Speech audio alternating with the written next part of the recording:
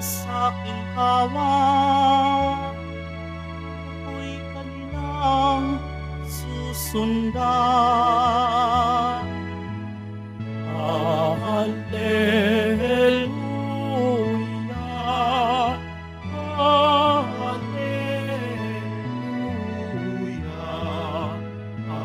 Hallelujah, Hallelujah.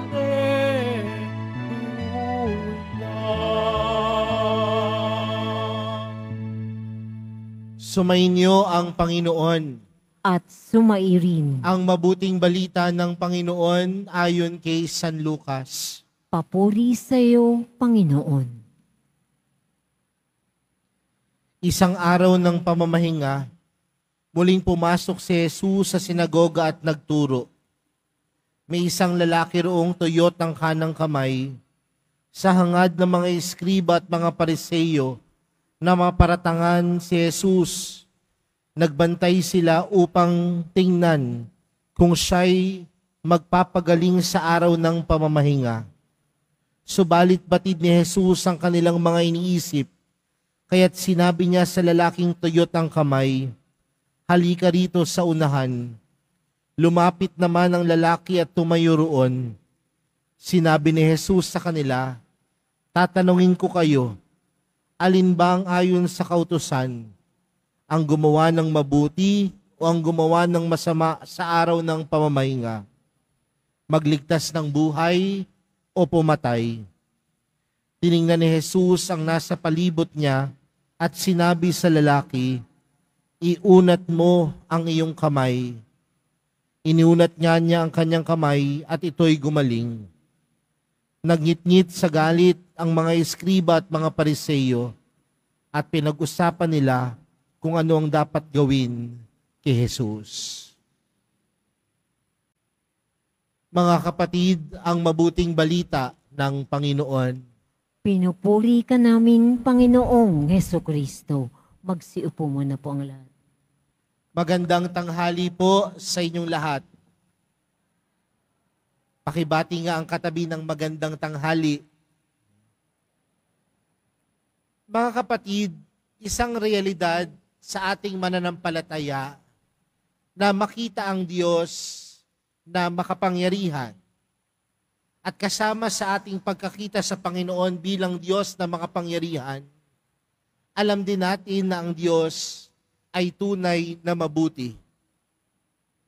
At kung ang Diyos ay tunay na mabuti, alam din natin na ang lahat ng nilikha ng Diyos may kabutihan. Sabi nga nila, walang pangit na nilikha ang Diyos. Dahil ang Diyos ay mabuti, ang lahat ng nilikha ng Diyos ay mabuti.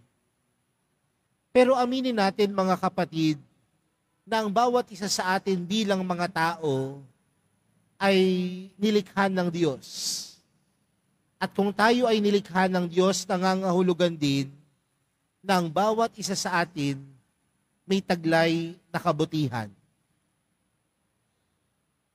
Tingnan po ninyo yung katabi ninyo. Sabihin mo sa katabi mo, mabuti ka. Sabihin mo sa sarili mo, mabuti ako. Dahil kung tayong lahat ay nilikha ng Diyos, alam natin na ang bawat isa sa atin may taglay na kabutihan. Pero aminin man natin o hindi, kahit alam natin na tayo ay may taglay na kabutihan, hindi pa din tayo perpekto. May mga pagkakataon na tayo ay madadapa sa pagkakasala. May mga pagkakataon na tayo ay magkakamali. May mga pagkakataon na tayo ay manghihina. Pero ganun pa man mga kapatid, sa kabila ng ating pagkakamali, sa kabila ng ating pagkukulang, sa kabila ng ating pagkakasala, laging mas namumutawi ang kabutihan ng Diyos. Hindi man tayo perpekto, may mga pangit na ugali man tayo, pero lagi nating tatandaan, may Diyos na mabuti. at tuwing kailan kumikilos ang kabutihan ng Diyos.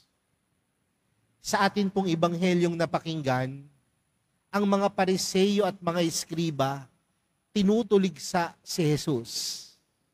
At anong klaseng pagtutuligsa ang ginagawa nila sa Panginoon? Si Jesus nagpagaling ng isang lalaking tuyot ang kanang kamay. At pinagaling ni Jesus ang taong ito sa araw ng pamamahinga. At para sa mga Eskriba at Pariseo, mahalaga ang araw ng pamamahinga. Pero hindi nila nakita ang ginawa ng Panginoon na kabutihan. Ano ang nakita nila? Yung pwede nilang maibatong mali sa Panginoon. Dahil para sa kanila, hindi ka dapat kumikilos tuwing araw ng pamamahinga. Hindi ka dapat nagtatrabaho. Pero paano sinagot ng Panginoon ang pagtutuligsa sa kanya ng mga Pariseo at mga Eskriba? Tinanong niya ang mga ito, alin ba ang ayon sa kautusan? Ang gumawa ng mabuti o gumawa ng masama sa araw ng pamamahinga? Sa madaling salita mga kapatid, ang kabutihan ng Panginoon, ang kabutihan ni Jesus, hindi nagpapahinga. Ang pag-ibig, hindi nagpapahinga. Ang paggawa ng kabutihan, hindi nagpapahinga. Dahil ang kabutihan ng Diyos ay nag-uumapaw sa kahit anumang pagkakataon at oras. Uulitin ko po, ang kabutihan at ang pag-ibig ng mahal na pong Jesus Nazareno, laging nag-uumapaw sa kahit anong oras at pagkakataon. Kaya nga mga kapatid, kung ganoon na lamang ang pag-ibig at kabutihan ng Diyos para sa atin, hindi ba't napakalaking panawagan din po ito para sa ating lahat? Ng ating pagiging mabuti, ang ating paggawa ng tama, yung ating pagmamahal sa Diyos at sa ating kapwa, hindi yan naayon sa panahon. Minsan aminin po natin, nagpapakabait lang tayo kapag alam nating mamamatay na tayo. Nagpapakabait lang tayo dahil alam natin may malubha tayong sakit. Nagpapakabuti lamang tayo dahil alam natin magmamahal na araw. Nagpapakabuti lang tayo dahil alam natin magpapasko. Pero ang kabutihan ng Diyos walang pinipiling oras. Dahil sa lahat ng oras, napakabuti ng Diyos sa atin. Sa lahat ng oras, napakabait ng Diyos sa atin.